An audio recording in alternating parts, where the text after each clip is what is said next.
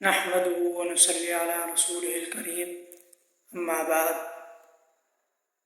سامعین گرامی اور معزز حضرات جو اس ہمارے چینل سے وابستہ ہیں، آج آپ حضرات کے سامنے بہت ہی اہم گفتگو فرمانی ہے۔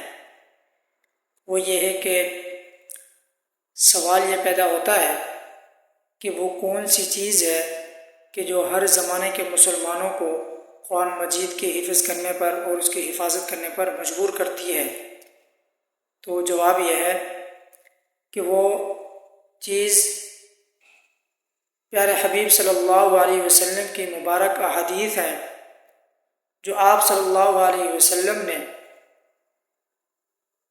قرآن مجید پڑھنے اور پڑھانے والوں کے حق میں بیان فرمائی ہیں کہ حق تعالیٰ جل شانہ آخرت میں ان کو ایسے بلند مرتبے اور درجے عطا فرمائیں گے کہ جو دنیا کی نعمتوں سے کہیں درجے بڑھ کر ہیں۔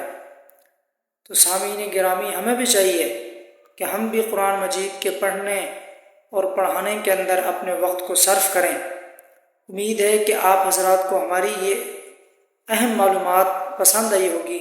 کمنٹس میں اپنی رائے کا اظہار ضرور کیجیے گا۔ والسلام علیکم ورحمۃ اللہ وبرکاتہ۔